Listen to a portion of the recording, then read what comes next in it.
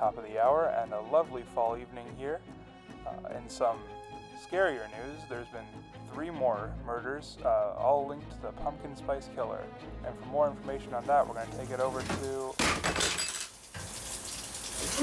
That's weird. Who would kill somebody over coffee?